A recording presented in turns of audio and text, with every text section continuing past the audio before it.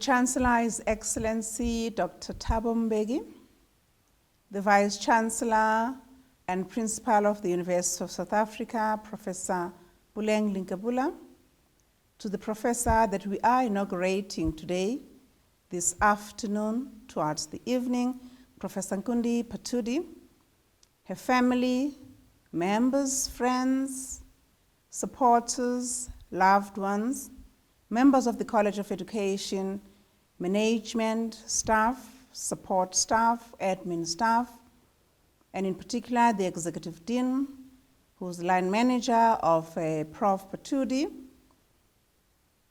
and the management of the school that Prof. Phatudi is overseeing as the acting director, supporters, funders, boys and girls, distinguished guests, and most importantly again, to you, Prof. Phatudi, a celebrity of the evening.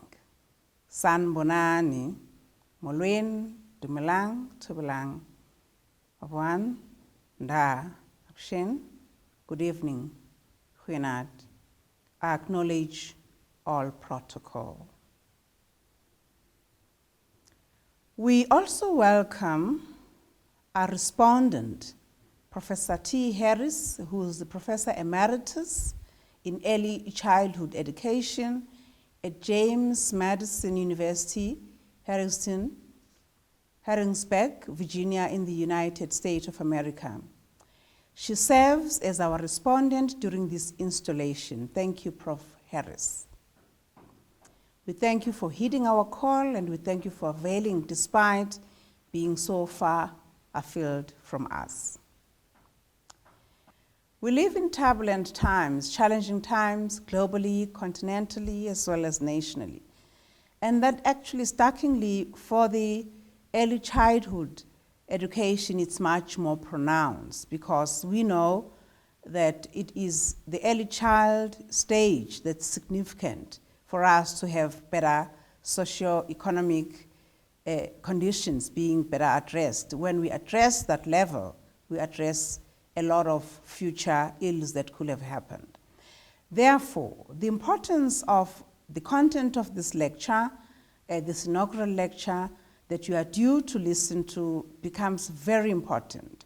It finds solutions, it seeks to be responding to a number of concerns that we have within the basic education and early education in particular. It's based on science, it's based on research, and it's based on proven theories. As an institution, we are bound to produce graduates that respond to this kind of research that finds solutions. Alongside that is to ensure that we have the professorate of Prof. Phathudi's kind who produce those students so that we're able to attend to the injustices of our society and do so ensuring that we don't only put the will as something to push us forward, but that the shoulder onto the will to our solutions gives about participatory solutions that we're proud of and that will bring about change that we need to see. Indeed, it doesn't only become graduates, but it becomes full professors, a good cadre of the professorate of Phathudi's kind. Hence, we have this inaugural lecture. For us, as an institution, inaugural lectures are taken extremely seriously. It's a very, very proud moment. These moments are pinnacles. They are academic achievements that we pride ourselves in, that we're very joyous about.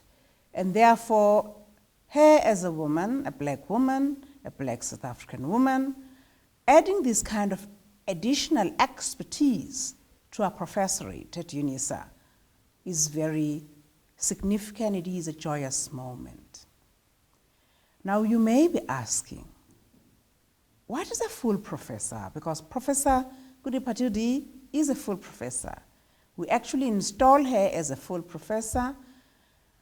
A full professor is somebody who mentors, who will have demonstrated that he mentors, has mentored postgraduate students, has produced postgraduate students at master's and doctoral level, has produced research, has networked, has had partnerships in the field in which he works, researches in, has had partners with whom he raises funds, and all these are elements that we look into before we say, indeed, you're now a full professor. So that's what we said to Prof. Phatudi. Hence, we're giving her this platform this evening to give us her lecture. I would like you to look on the right-hand side of your screen where you can make comments, congratulatory comments to her, but also ideas that you may know, expect of her for future research, so that we ensure that her research doesn't end now with this installation, but continues. And your input and contribution as a recipient of such research is very significant. The proceedings of this evening shall go like this. After I've stepped off the stage, we will have the Executive Dean, Professor Mpine Makwe, who's the acting Executive Dean in the College of Education, to which Prof. Phatudi, as the acting director, belongs. And she will be presenting Prof. Phatudi to us and give us a brief of who she is and what she's done in her work that talks of early years of children and the importance in education. After she's done that, we'll have a respondent, Professor Harris, who will come as a respondent, responding now to the lecture, further coming up with solutions or advice in terms of what Prof. Phatudi has presented. I will only come after Prof. Phatudi and Prof. Harris have responded, first have given the lecture, and two have responded to render closing remarks. At this juncture, I invite Professor Mpine Makwe to come to the podium to tell us more about Prof. Phatudi. Prof. Makwe.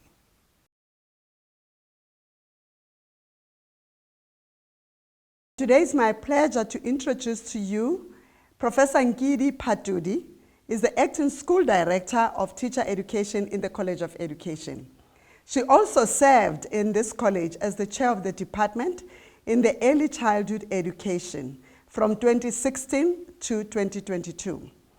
Ngidi Phatudi joined UNISA in 2015 after being attached to the University of Pretoria for 12 years.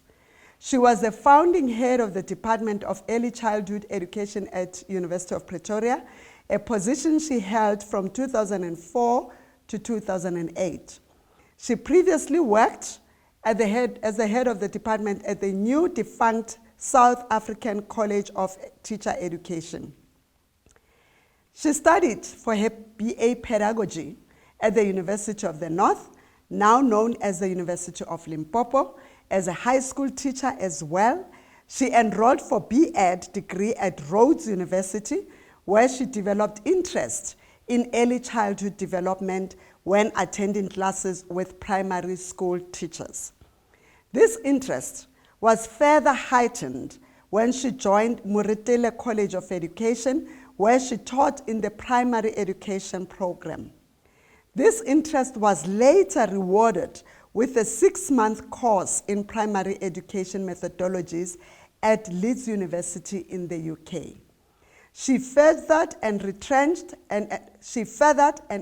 her knowledge in ECD by enrolling for higher education diploma pre-primary with UNISA, which she obtained in 1991.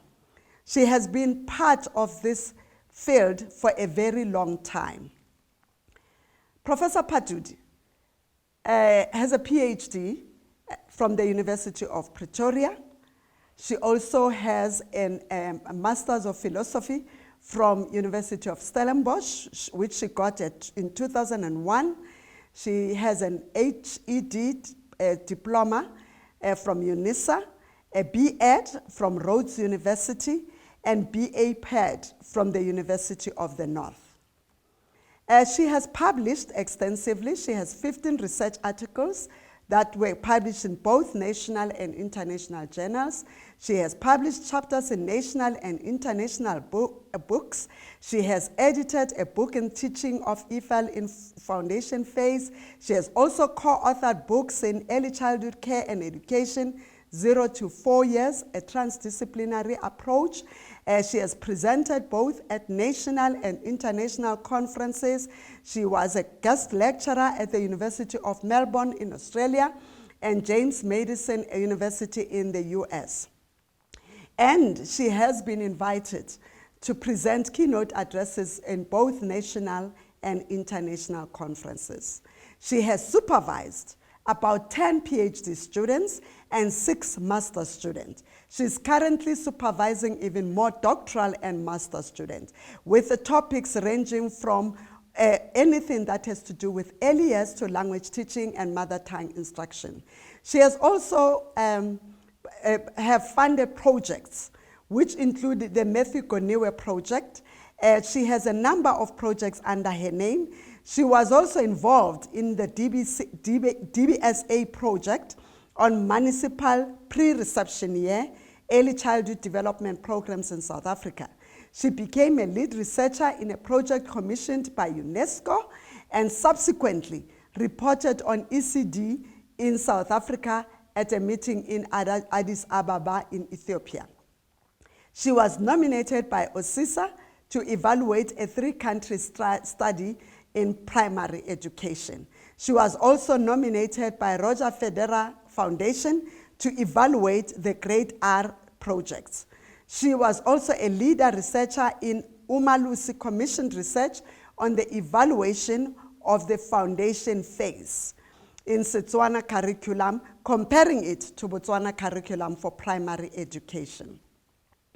Professor Phatudi initiated a number of community projects supporting foundation phase teachers in the teaching of reading and mathematics. The projects started in Northwest Province but now has footprints in Limpopo and KwaZulu-Natal. In 2017, the Department of Early Childhood Education invited Prof. Hujala as a research professor for 3 months. Professor Phatudi is currently an executive member of SARESI and an advisory board member of the International Leadership Research Forum. She also serves on the board of Molteno Institute for Language and Literacies. She has taught widely as the program has shown, according to her CV, and she's extremely passionate about early childhood education and sees herself as the voice of children, especially in matters regarding to language teaching and learning.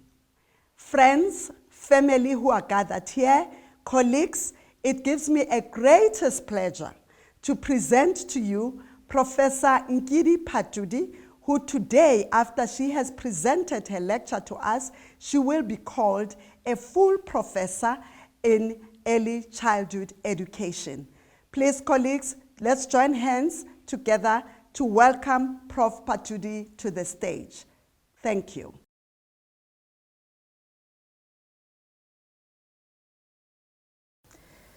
Prof. Tenjiwe Meyiwa, Vice Principal Research, Postgraduate Studies, Innovation and Commercialization. Professor Mpine Makwe, Acting Executive Dean, College of Education. My inaugural lecture respondent, Professor Teresa Harris, Professor Emeritus in Early Childhood Education, James Madison University, Virginia, USA. Colleagues, family, and friends, good evening. My inaugural lecture is titled, Constructs of Childhood, Implications for Transitions and Learning in the Early Years. It would be prudent that I start this inaugural speech by defining the space I've been involved in and studied, the early childhood education, the early childhood development field. I became an early childhood education academic and researcher by default after training as a high school teacher in the early 1980s. I happened to be at the right place and the right time when in the early 80s, ECD became entrenched in the country with non-governmental organizations spearheading the advancement of the faith and education of the young amongst black South African children. These were the dark days of apartheid when in 1981, the De Lange Commission recommended that ECD in black communities should be funded, a spark of light within darkness that a change of heart is about to dawn. However, the government of the day ignored the recommendations under the pretense that it had no funding. It was only at the dawn of a new democratic era that early childhood education was acknowledged, recognized, and supported as an important phase in the lives of children. What is early childhood education? Early childhood education is an interdisciplinary field of study cutting across most disciplines that deal with human development and behavior. It also focuses on the learning that takes place between birth and 9 years of age. We cannot talk about early childhood education, a specialized field that studies the development of young children and their education, without referring to who these children are. We need to explain what characterizes early childhood as a unique phase of development that is always associated with laying the foundation for a successful school career. In South Africa, early childhood development is the period between birth and 9 years, that is from a child's birth up to grade 3. My paper today is based on different studies I conducted in the early childhood field. Two major themes, childhood as a socially constructed concept and transitions as critical intersectional periods, permeate my work. Undergirding these studies, which were conducted amongst young children and their teachers, was my understanding of childhood, which was not and is still not neutral. These concepts influenced my interpretation of what I saw and gathered in studies conducted about the development of children. I struggled at times to detach myself from what I saw and sometimes became constricted by my own experience of childhood back when I started my schooling. I was placed in a class called Dom A, which can loosely be translated as Class A for Dummies. This already gives a perspective of how society viewed children then, with the belief that children knew nothing, that they were empty vessels to be filled up with information and experience. The influence this had on children's self-esteem can never be dismissed, and the negative association this had on them can never be discounted. I'm going to interrogate childhood from different perspectives, spanning the years, showing how these perspectives have influenced our relationships as teachers, parents, and other stakeholders with children. I will also refer to studies I conducted in the teaching and learning arena. What do we know about the evolution of construct of childhood? The history of childhood has been a subject of interdisciplinary research, which has scrutinized the subject through multiple lenses and contributed to our knowledge of the concept. These multiple lenses that have applied to studies of childhood are not very free, but raise many ethical issues emanating from society's view of early childhood. Let me start by giving a brief account of the meaning of childhood from a historical perspective and its evolution and meaning over time. Over the centuries, childhood has been viewed in different ways. The child was initially regarded as invisible and voiceless. Eventually, the modern construct of childhood emerged as voiced and formed at the intersection of different cultural, social, and economic systems, natural and man-made physical environments. According to James and Prout, 2015, different positions in the society produce different experiences, meaning that children and childhood is impacted upon by the context in which they find themselves. Children are therefore now seen as social actors who, through their own agency, are participants in their own development and identities. Furthermore, children have their own culture, which has been marginalized and dismissed as childish.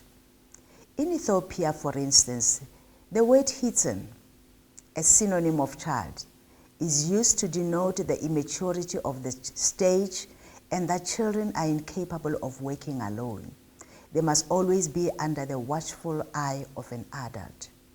In some cultures, children are there to be seen and not to be heard, thus reducing them to voiceless beings incapable of expressing their own opinions. There is, however, a dominant and influential conception of childhood framed by the Western socio-cultural context and often used as a true and only lens for understanding childhood. However, this conception of childhood excludes other experiences of childhood, especially in marginalized and minority communities. In his paper about global and local research on children and childhood, Carl Hassan, 2018, refers to flat ontologies, the blurred line of division between global and local childhoods. He adds that the binary notion that the two childhoods are distinct from one another is an illusion, as the context in which childhood is conceived is always shifting. Even though globalized childhood exemplifies the superiority of the childhood model as it evolved in the West as the only true model to be relied upon, it cannot be true that childhood is experienced in the same way throughout the globe. Furthermore, the divides that existed or exist between globalized and local childhoods are being challenged as economies, cultures, and political spheres are being interconnected. Children are affected positively or negatively by global events such as colonialism, forced migration, wars, and other occurrences. As the divides between the developed and developing countries are changing, so too are the experiences of children and childhoods. Despite the notion that the divides between the developed and developing nations are becoming blurred, we should nevertheless realize that promoting globalized childhood should not be done to the detriment of those children who are at the margins. Prout and James, 1997, have this to say about globalized childhood. The globalization of ideas of childhood promoted from the West as a culture-free and timeless concept takes no account of the conditions of existence of children in poor communities where such concepts may be totally inapplicable. Myers, 2012, writing on the historical perspectives of the crisis of childhood, suggests another dimension, stating that intervention tools in the form of technology can rupture the crisis of childhood and address what Sue Palmer, 2006, refers to as the environment of the child steeped in cultural innuendos, which is time-consuming and allow development to unfold based on the biological clock. According to Palmer, development can be supported through technology by removing all the impediments in the child's environment for them to thrive. This is my additions. To add to this, extensive changes in the socio-economic status of families have brought changes to the experiences of children, thus changing how childhood is experienced. The cultural constraints are still, however, a reality, seeking to ensure that children are safe, with the resultant restrictions of the development and mobility of children. This is an area that needs to be researched to establish how much of it holds true within the midst of the call for the transformation of the education, where the calls for Africanization and decolonization of the curriculum are heard. Maybe it is the exclusion of cultural and indigenous knowledge that leads to the restrictions of the full realization of the development and movement of children, simply because the learning content they are subjected to reside outside their context, thus making it unfamiliar to them. I preface my inaugural lecture with a construction of childhood simply to put children we study into perspective to mainstream them. Can we talk about global childhood, or is childhood constructed at the intersection of the cultural, social, and economic environments? And should childhood be understood from these environments? This, simply put, says that childhood is experienced differently by children. Thus, we cannot talk about a globalized childhood simply because the context in which children grow determine who these children are, because each one's experiences are different. However, regardless of the negative or positive experiences any child undergoes, at the center is the stakeholders' responsibility to ensure that children are cared for and nurtured so that their holistic development is enhanced. One cannot conduct a study with and on children without defining the lens to be used for understanding their behavior and total makeup.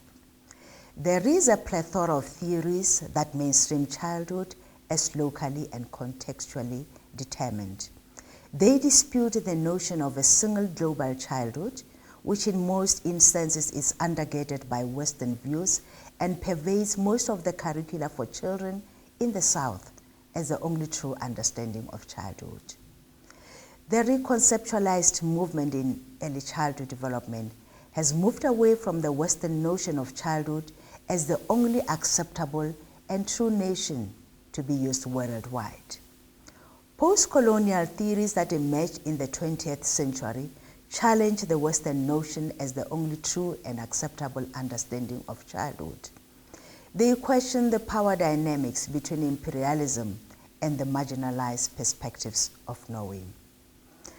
Vairuru, 2005, page 9, a proponent of this theory in early childhood education, states that post-colonialism addresses the legacy of colonialism imposed by Western countries to dominate the globe over 100 years.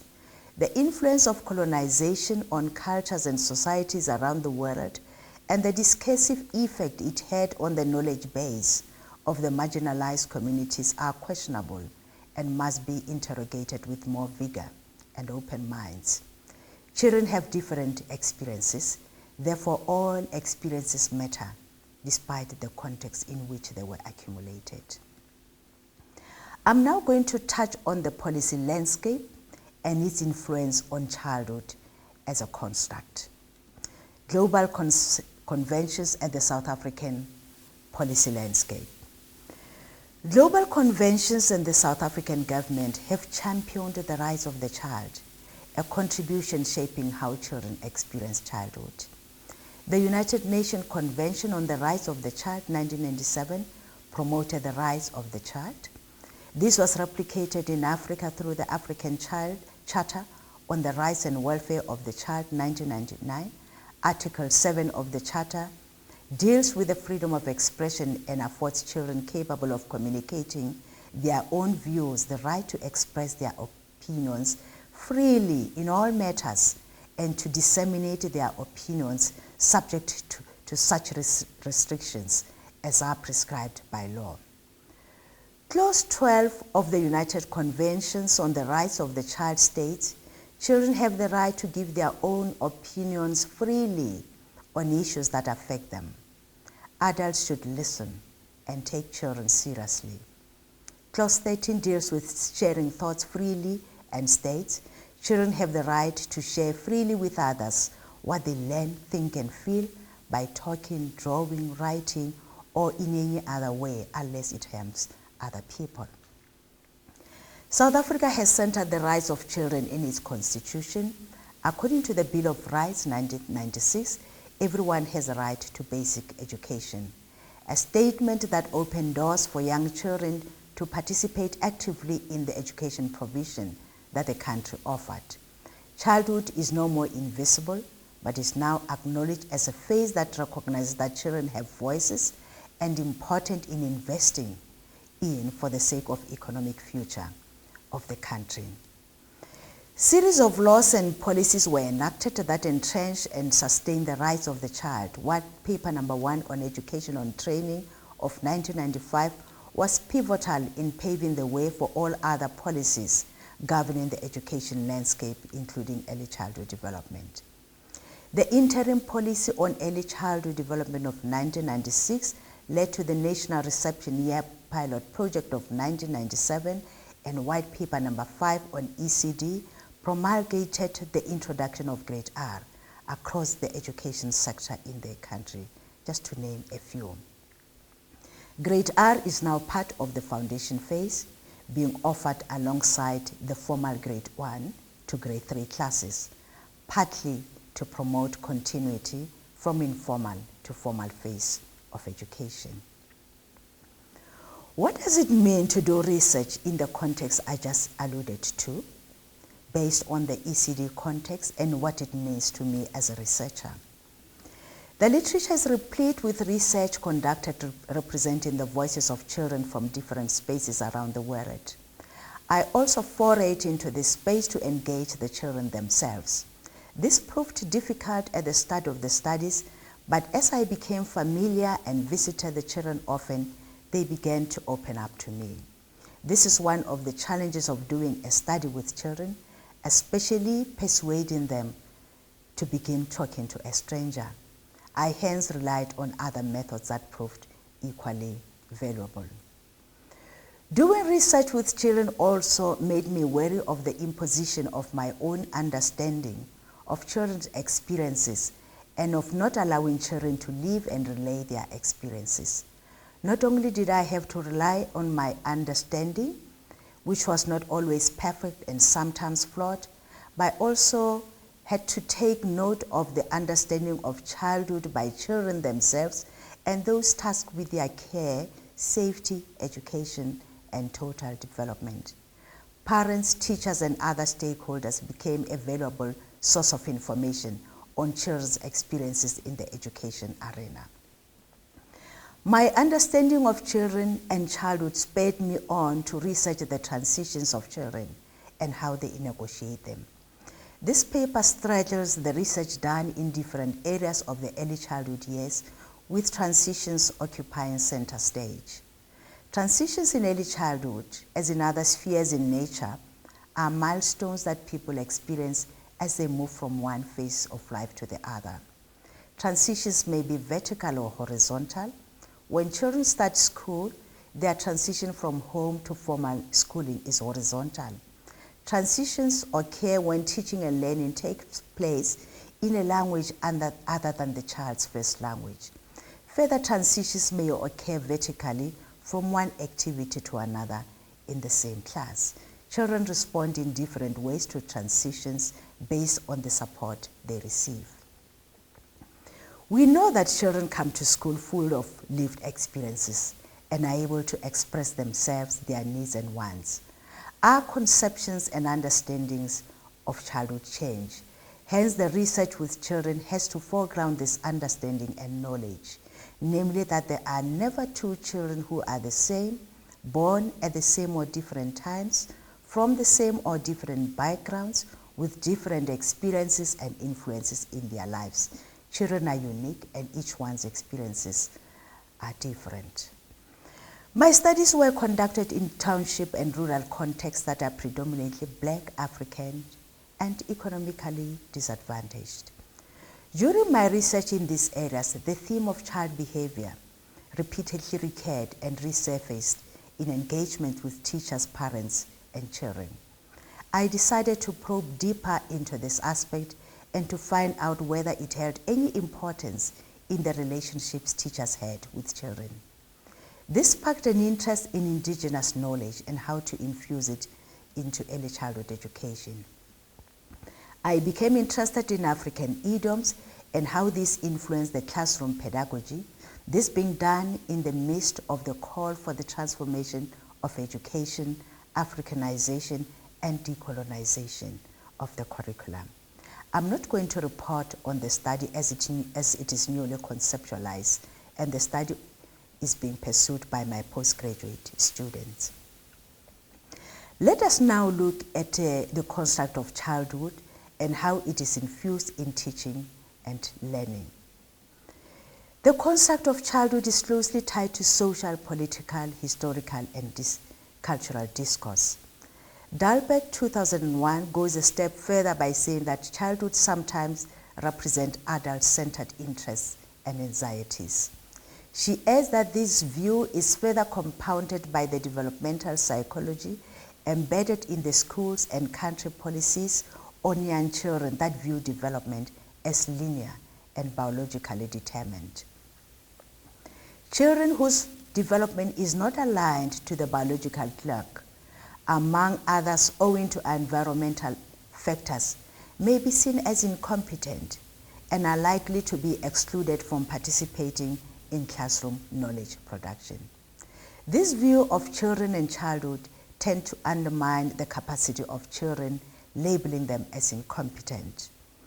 Dahlberg argues that this view privileges the voice of teachers concerning the meaning of knowledge.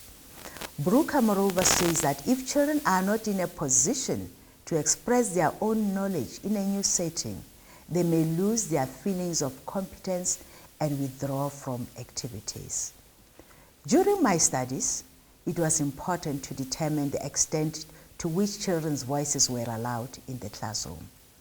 As one of the participants in a study on transition from grade R to grade 1 remarked, in grade R, the learners learn through play.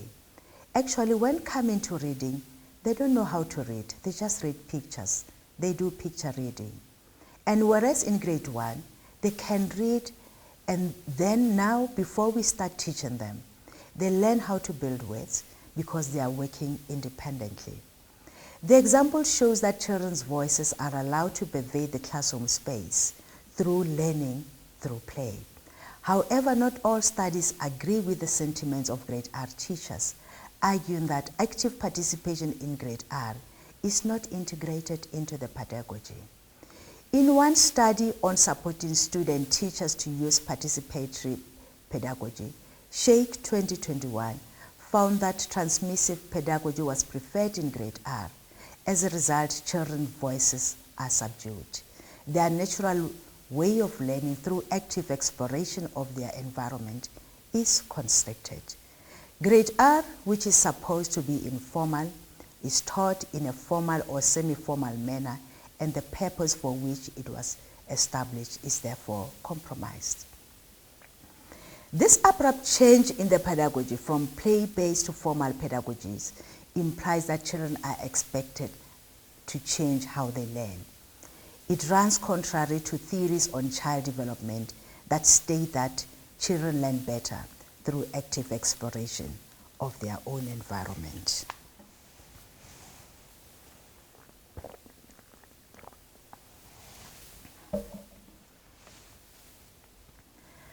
Writing on the academization of the early childhood education in India, Vashista 2022 says that teachers' inability to weave play into teaching the formal curriculum has led to the academization of the curriculum in that country.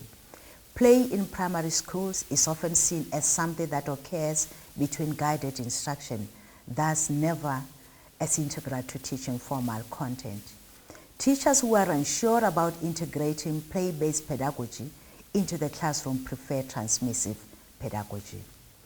The question to ask is, what informs teachers in the early classes when they choose a pedagogy for the benefit of children under their care?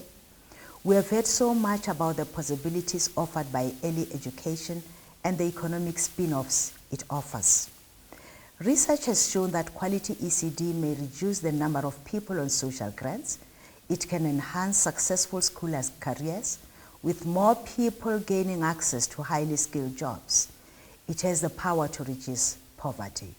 How do we ensure that all these promised benefits become a reality? Marvin Lazarson, writing in the 70s about social reform and early childhood education, questioned the grand results promised by educators and supported by philanthropists of gains to be made by making preschooling free and compulsory. He warned of putting the cart before the horse. This was the time in the USA when housing was at the top of the agenda as part of social reform. The social challenges were largely blamed on lack of education, and early schooling was seen as the solution. Lazarson lamented then that it would take more than a decade to prove that there were gains in introducing preschool education for all children. His concern was not necessarily with preschool education, but the lack of support for these centers, coupled with the dire background children came from and the huge expectations imposed on them. Would the provision of education solve the social problems when the same children went back to the same conditions after school? This might sound out of our scope as educators. However, our role too is to be advocates of social justice. In a study I undertook on the foundation phase and understanding of the curriculum, teachers stated that the curriculum does not indicate how to deal with content in a resource-scarce environments or poor backgrounds. How do we ensure that these teachers are equipped and comfortable to teach with few resources? One teacher from the informal settlement spoke about leadership challenges during the COVID-19 pandemic and expressed the desire that parents could be afforded smartphones so that they could assist their children with their schoolwork. This was not a huge challenge in suburban schools, where most, if not all, parents were accessible on their smartphones, and communicating with them was easy. In the same study, teachers' agency came to the fore, especially at the beginning of the COVID-19 lockdown, when schools closed abruptly without any guidance from the authorities on how teaching was to continue. No one can be blamed. The pandemic paralyzed us all. Everyone thought that the lockdown would be short and then the learners would all be back behind their desks. Teachers increasingly had to think out of the box as they became worried about their children losing all that they gained in preschools. One of the participants, a preschool teacher, commented on ensuring that children were kept busy in their homes. She said, okay, the big lesson where I'm staying, I'm in the forum. So we're having city ECD forum where we're just having one voice. Everything went through the forum. Someone just decided to help with the weekly lessons. They were sent in that group so that we can still have this relationship, communication with our children and parents at home. So being alone, you are not losing, but being together like a forum, I've learned that it is very, very important. Together we can make it, united we stand. The statement is a striking example of how teachers' initiative and agency is essential to ensure that teaching and learning continue despite lack of resources. It underscores the fact that teaching and learning cannot be conceptualized outside the context in which it is to be implemented. It must be firmly rooted and determined to ensure its success in the context. Elizabeth Peabody, an American who in the 19th century started the first English kindergarten in Boston, inspired by Freebell and the kindergartens he started in Germany, wrote on child development and the power of the environment to change the behaviors of children, a topic that was shrouded in contestation over centuries. I would like to share with you an analogy of a gardener she used to illustrate the development of children. Writing on children's development, she likened this to a gardener's cultivation of each plant in the garden.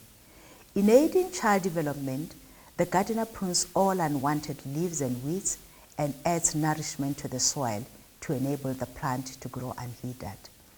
She maintained that a trained kindergartner, like the gardener, would channel children towards social adjustment and cooperation. In her own words, children would evolve out of chaos to become refined social beings with lots of possibilities, and these are my additions. History has taught us that this simplistic view of a preschool teacher being likened to a gardener does not always hold true. The environment children come from and their genetic makeup play a huge role in the possibilities these children bring along to a preschool. We have to ask, does this view of the preschool teacher as a gardener hold true? Are teachers expected, as Peabody believed, to prune all the unwanted in the child without negotiating with the child and the background the child comes from? What is it that must be pruned? Do we have the same understanding of what must be pruned? Does the curriculum alert the teacher on what to prune, how to prune, and the best time for pruning?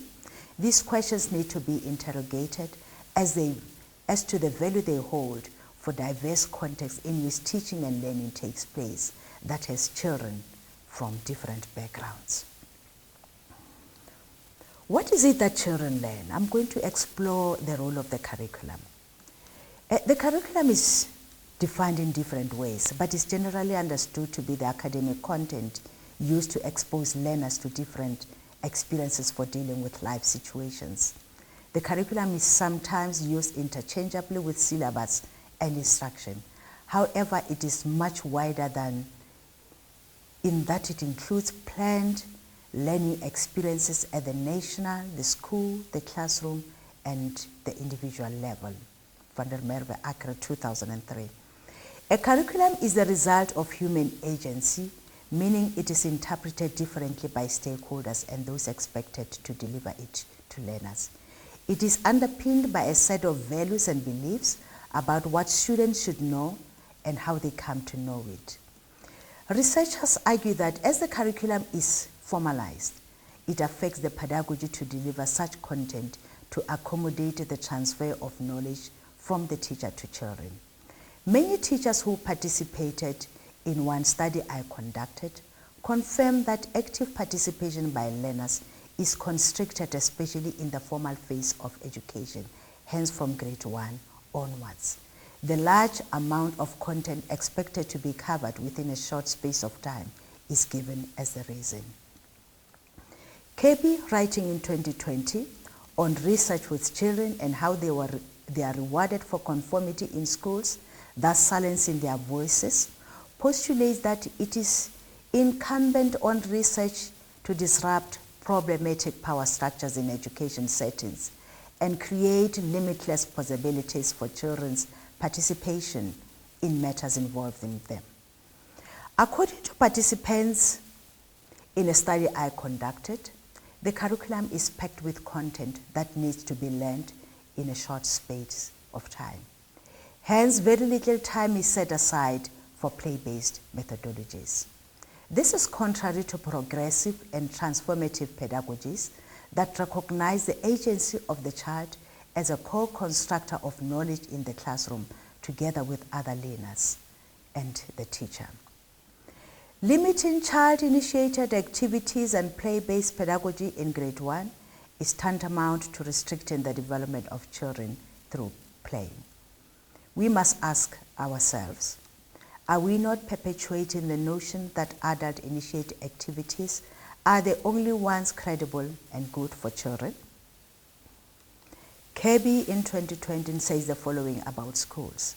Schools are notorious for emphasizing children's conformity into existing social orders, in which they are expected to learn and comply with what has already been defined by adults as socially desirable to know, to do, and to be. If children are agentic beings, what will become of them as they become docile, sitting silently, listening to teachers, and discouraged from expressing their feelings, for they might offend the teacher? Schools are hierarchical institutions with the teacher wielding power over children. I'm not advocating for chaotic classrooms, but for classrooms that acknowledge the voices of children and their agentic nature. CAPS promotes opportunities for active participation by children, but those responsible for actualizing them drop the ball.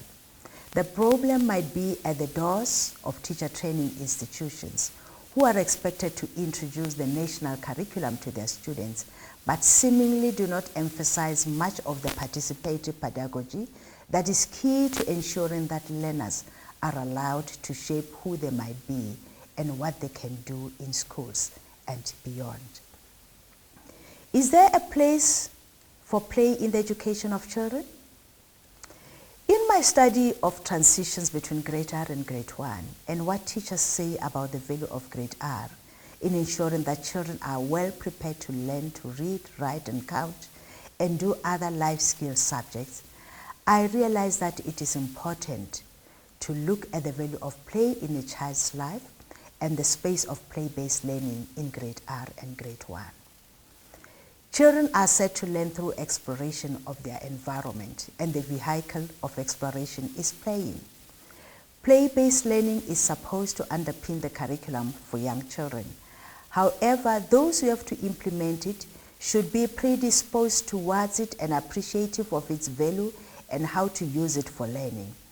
In a study conducted in UK on teachers' understanding of play and how it influences pedagogy and children's conception of play, McInnes, Howard, Miles, and Crowley, 2011, found that teachers were aware of the importance of play. However, they cited external factors which compelled them to ignore playful learning for formal learning.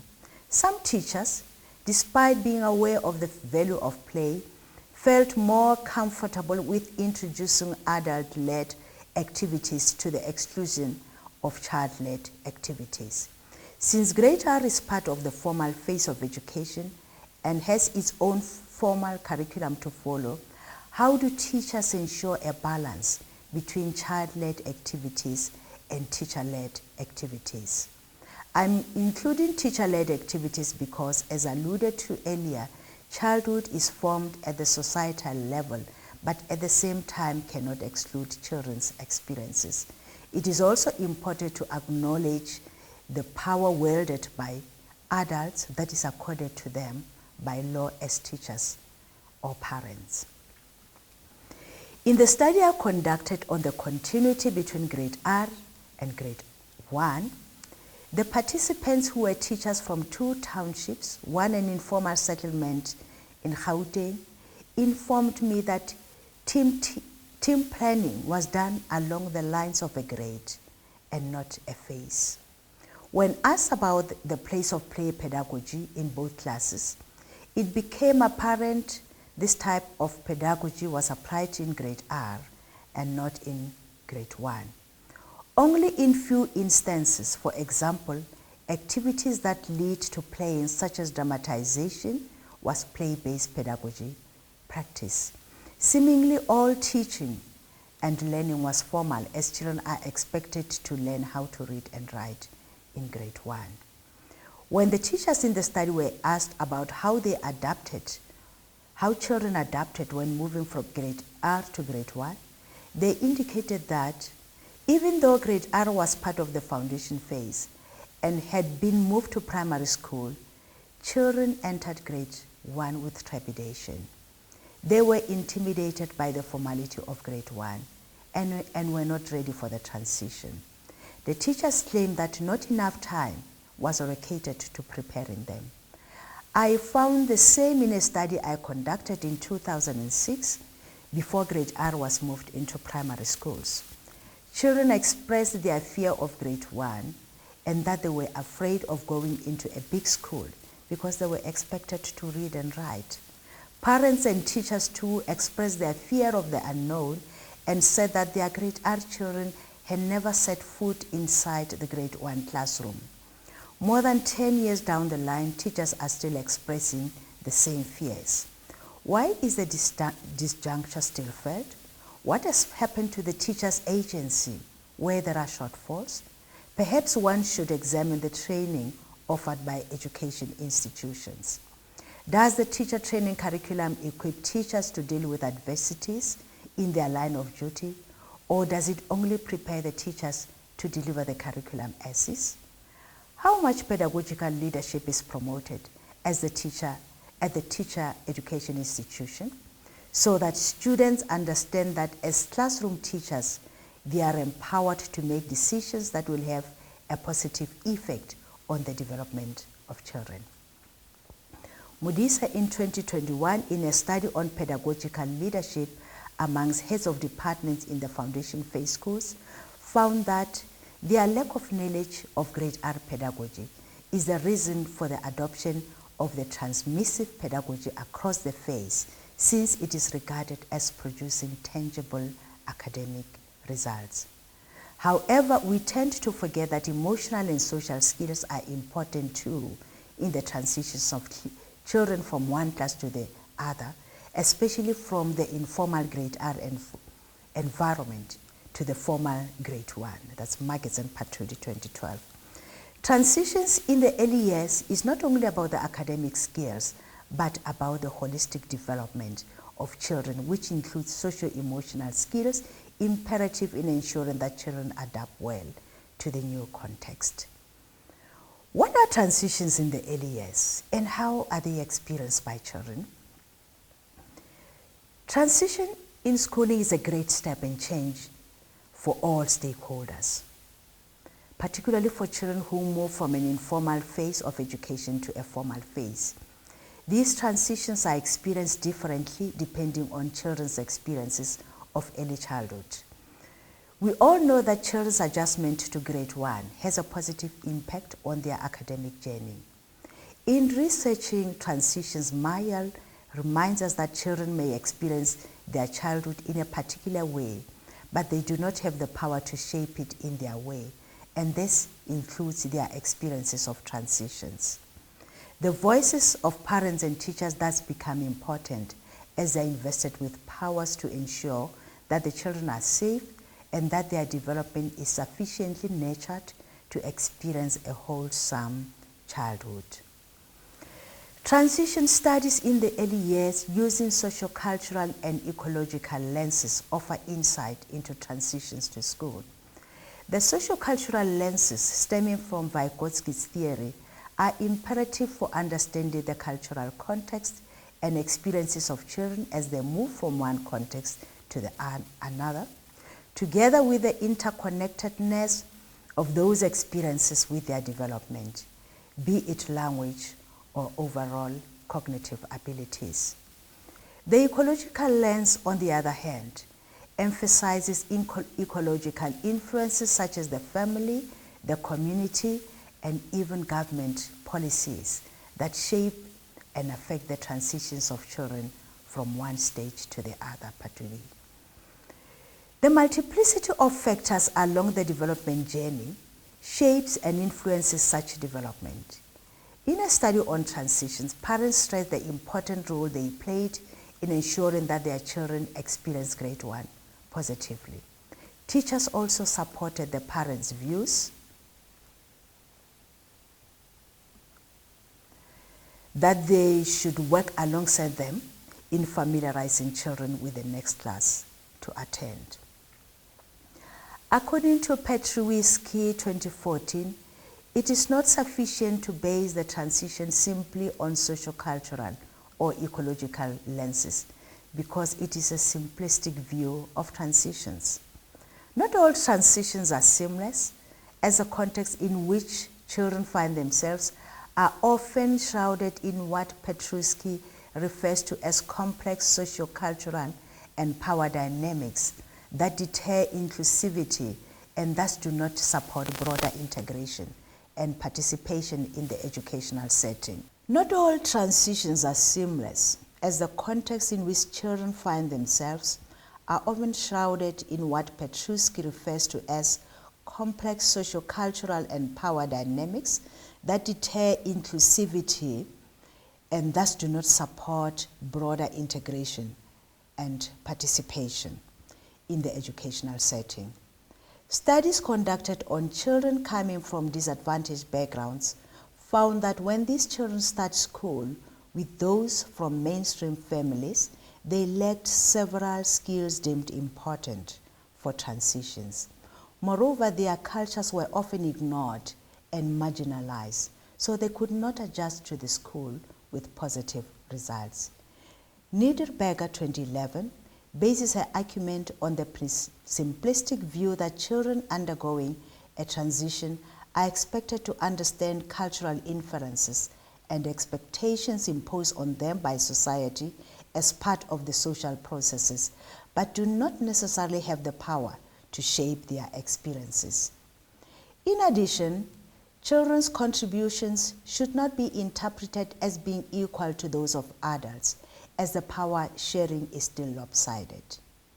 Niederberger, 2011, coined the concepts of cooperative complicity and competent submissiveness to denote that children are still dependent on adults.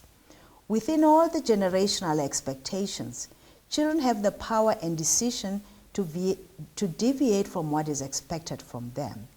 You can command a child to undertake an activity, and he might do the opposite. This shows that children can take decisions and are capable of deviating from the expectations demanded of them. Understanding who children are has offered a glimpse into the many possibilities children offer in transitions. At the same time, we are warned of applauding studies that value and promote agency amongst children. One should be cautious about a blanket application of the notion of agency without considering whether it is pertinent to the child's cultural and social world. Agency in the Western sense means individuation and individual capacities, thus separating the child from his wider sociocultural context. Children's agency need to be removed from interdependent life valued by the community they come from. In a conceptual paper on children's agency, Abebe 2019 distinguishes between agency and competence and points out that these are sometimes confused. Competence is acquired in different stages, one of them being based on age. It comes with experience and repeating certain actions until they become rote. Mayal makes a distinction between an actor and agent to clarify the characteristics of the agent and agency. According to Mayal, the actor is the one who does something, while the agent does something in relation to others. Agency can therefore occur in relationships and should therefore be understood against the backdrop of relationships and power within those relationships. Children's agency takes place within social relationships and has the potential of reproducing the social order and reshaping their experiences in a novel way. In conclusion, transition studies have been part of my life to this day, ever since I undertook my PhD studies. Transitions evolve all the time, just like the societies children live in. Transitions are experienced differently by children in different contexts and at different times. I'm constantly studying transitions in different socioeconomic contexts in South Africa and spanning different periods in the history of the country, from the missionary days to apartheid days and now to the democratic era, seeking to understand the variables at play that informed transitions at its stage in the evolving history of the country. This is work in progress and will result in a scholarly production. My other research focus I'm involved in include indigenous knowledge systems, idioms, folk tales about children and how they influence or are integrated into the early years pedagogy. This is a new field that is being explored by my postgraduate students. Collaborative research with the Canadian University is in the offing. This research, which is on climate change, involves the agency of children in finding solutions to situations such as overflooding, extensive heat that affects them as citizens of a country. All these studies revolve around childhood and possibilities available to children through own agency to influence the pedagogy in the early years. Experiences of childhood is crucial in the studies I conduct, as it is this knowledge that will ensure that children are mainstreamed and their needs are addressed. I'm also supervising postgraduate students within the themes mentioned. Lastly, I would like to thank those individuals who introduced me to early childhood education.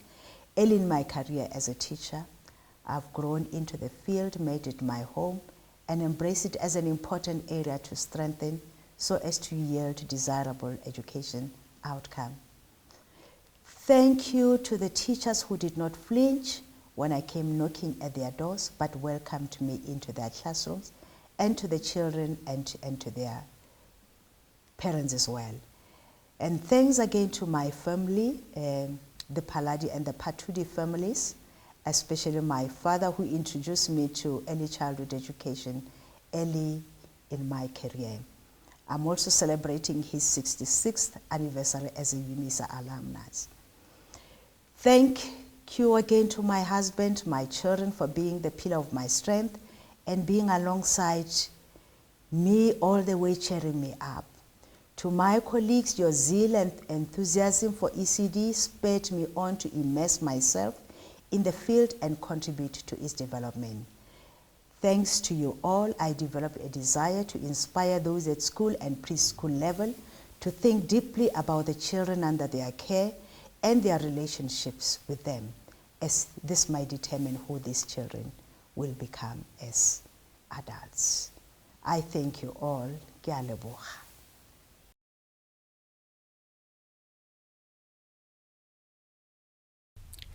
Professor Nkidi Phatudi is a remarkable scholar and pedagogue in early childhood teacher education. We met in 2008 when I was looking for a university partner with whom I could create a South African study abroad experience through which my students could come to understand the context of early childhood education from an outsider perspective. From 2008 to 2012, Professor Phatudi created multiple opportunities for James Madison University students and University of Pretoria students to exchange information on United States and South African policies and approaches to early childhood education through joint seminars at University of Pretoria. She arranged on-site visits to multiple ECE programs and debriefing sessions for her shared students. 2 UP students came to the United States for their student teaching experiences, and one of these students then served as host to me when I visited her as a teacher in her own Pretoria grade 3 classroom. To further the exchange, Professor Phatudi arranged for JMU students to offer workshops and engage in dialogue with South African foundation phase teachers as part of a comparative study of primary grade education practices in our respective countries. Finally, through Professor Phathudi's leadership and support, the ECD department of the University of Pretoria served as a host when I returned to South Africa for a 2010 Fulbright Award. The Fulbright experience opened doors for multiple research projects with ECD faculty and with Professor Phatudi in particular. Together, we have conducted research in South Africa and the United States to understand young children and their caregivers in formal and informal settings. Most often, however, Professor Phatudi has been the guide, leading me to see with new eyes and understand more deeply the complexities of our work with early childhood practitioners and teachers around the globe. For example, in one collaborative project, Professor Phatudi and I co-authored the chapter Early Childhood Education Practices in Pretoria, South Africa for the Sage Handbook of Early Childhood Policy. In a second collaboration that also included teacher educators from the University of Pristina in Kosovo and JMU, we qualitatively examined the construct, the sustainable self, from our respective positions as teacher educators in early childhood and primary grade teacher education. Our chapter, Educating Educators Around the World, Helping Teachers Help Children and Youth Cultivate Globally Sustainable Selves, is scheduled to appear in the Oxford University Press book, Cultivating the Globally Sustainable Self, How the Human Species Might Fulfill Its Potential. As Professor Phatudi noted earlier in her paper, there are 4 major areas that inform her scholarly endeavors. First, she recognizes the ethics of studying young children as agents in their own settings, with ideas, voices, and perspectives that must be both honored and protected. Second, she recognizes that she brings her own personal perspectives and biases, formed through her own lived experiences, history, and sociocultural context. Third, she utilizes theories and research that come from around the world, reflecting the multiple perspectives of scholars from both northern and southern hemispheres. Fourth, as an early childhood scholar, her work is clearly to describe what she studies, analyze and interpret what she sees and hears, critique her findings and interpretations, and then take action. Through her work, she challenges the paradigms of privilege that suggest a single perspective is the only true understanding of children, families, and early childhood education and care. Childhood, as Professor Phatudi indicated, is locally defined, determined, and understood. At the same time, national and international statements, policies, and laws, such as the United Nations Convention on the Rights of the Child, the African Charter, and the South Africa Constitution, affirm children as rights holders, agents with voices worthy of respect. Sometimes, local and national or international understandings of childhood are held in a delicate balance, leading some people to become nostalgic for traditional ways of rearing and teaching children, perhaps where children are seen but not heard, without questioning their practices within the current context. However, for many children living among diverse cultural and linguistic groups of people, the expectations for behavior, learning, and development are not as straightforward as they may have been for families who lived in more homogeneous groups among kin and clan. Even within more isolated and rural areas, where families have lived for generations, the current socio-political and economic times create new expectations and new opportunities for children that may be difficult for previous generations to imagine or understand. Our very geography continues to influence our daily lives and raises concerns for our future as we consider the places we call home and where we belong, with the current crises associated with climate and environmental change. Identity, developed locally within the family and community, can serve children well in knowing who they are and where they come from, even as they move forward into new and very different national and international contexts and experiences.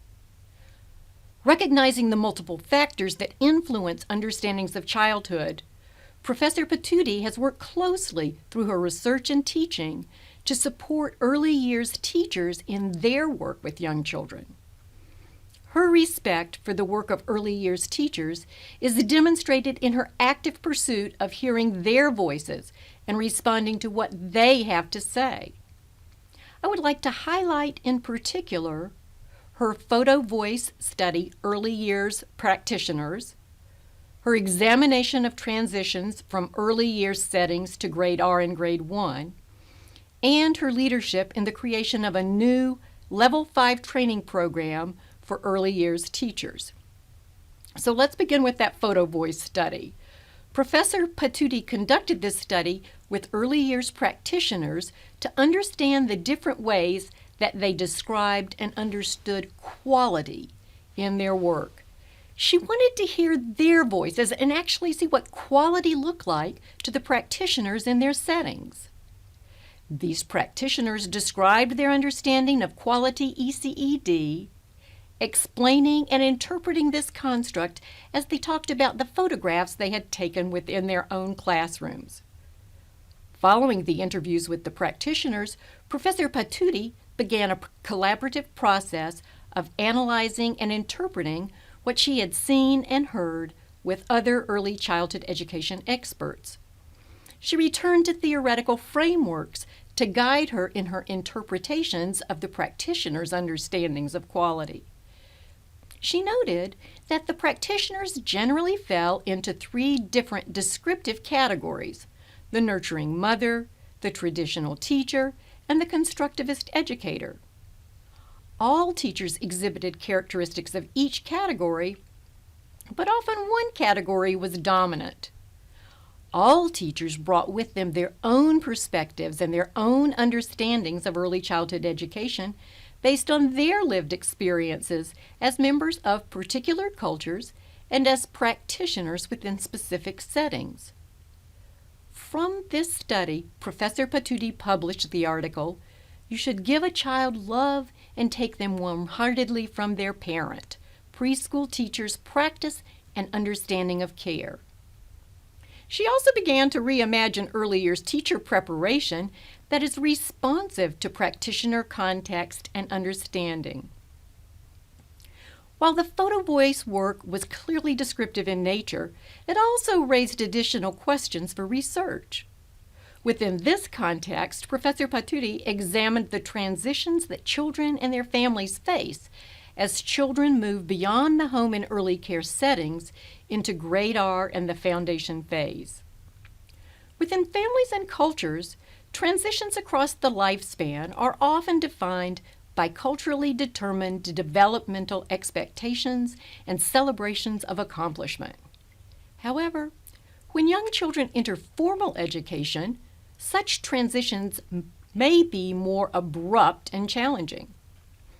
Professor Phatudi noted that in the transition to grade R, there's a major shift in teachers' pedagogical orientation. Rather than serving as a transition point that is gradual, grade R teachers use instructional approaches more commonly used in the foundation phase. This more dramatic transition raises concerns for young children themselves as they enter unfamiliar territory. The loss of play as a foundation for teaching and learning is replaced with the abstract materials of chalkboard and chalk or paper and pencil. Familiar items such as blocks and dolls, puzzles and projects are replaced with more symbolic representations in 2 dimensions. Families recognize that once their children are in grade R, the stakes for their children's academic success are much higher, and too many young children experience greater marginalization and limited academic success. Teachers in grade R report that expectations for them include preparing children for grade 1 and having few opportunities for collaboration with their grade 1 teacher counterparts to address concerns associated with children's transitions into the foundation phase. Professor Phathudi's research suggests that this does not need to be the case, and so, once again, she's taking action, conducting research with early years, grade R, and foundation phase teachers to examine how transitions can be better managed to ensure that South Africa's children are on an inclusive pathway to success. Professor Phathudi's ongoing commitment to taking action based on her research is reflected in her work to develop training and education programs for early years teachers. She actively pursues external funding in support of early childhood. For example, she participated in the Matthew Gonewe project. This project, which started in 2017, has produced more than 100 graduates who were previously only qualified to teach grade R. It is one of the projects funded by the Gauteng Department of Education aimed at supporting the government's initiative to professionalize the ECD phase. In another example of her commitment to the early childhood profession, Professor Phatudi brought together a team of early childhood teacher educators to design a new program of study for practitioners currently in the field. She was insistent on being responsive to these teachers and the young children they taught, recognizing that both early years teachers and young children need to see themselves within the curriculum as active participants. Through Professor Phathudi's leadership, module authors were pushed to examine the multiple perspectives that inform research and practice in our field as we considered the factors that influence development and learning. At this time, Professor Phatudi is introducing a new focus into her work with her postgraduate students. Indigenous Knowledge Systems, or IKS, research brings this marginalized perspective into the teaching and learning arena. Through her research thus far, Professor Phatudi has consistently demonstrated that context matters, that systems interact at local and global levels to influence not only our understanding of childhood, but also our understandings of teaching and learning and of our very selves. Rather than assuming the minority world approaches to understanding teaching and learning are appropriate for all contexts and all learners, Professor Phatudi continues to challenge and enrich our ways of thinking and providing educational opportunities that are equitable and meaningful for all learners. Thank you.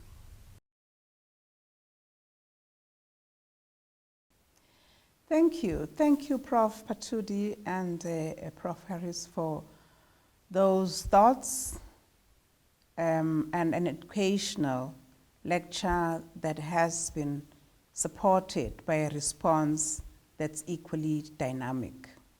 And thank you to you, audience, for the comments that you've made, the congratulatory remarks that you've made. We actually need more as we acknowledge the extent of the scholarship, and which is scholarship of societal significance that Prof. Phatudi has actually shared with us this evening.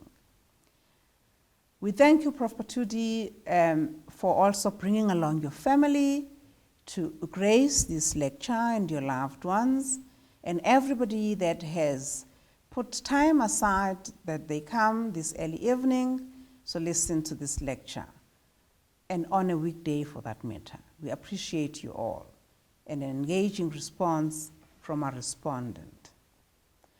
Behind the scenes, ladies and gentlemen, boys and girls, you see me here on stage, you've seen Prof. Phatudi, you've seen Prof. Harris, but a lot of work happens before you get to see the end product. And I want to acknowledge and thank colleagues who actually make these lectures happen, who video them, who edit them, and all the colleagues who are responsible for the multimedia that's related to what you ultimately get to hear, listen to, and enjoy, including the colleagues in the corporate side of things of the university, that is the Department of Institutional Advancement, who behind the scenes do a lot of work in organizing and ensuring that we run like an oiled machine. Everybody involved in all of these processes are appreciated, including IT, facilities management, etc. Thank you again for gracing the lecture. You have a good evening ahead. I thank you.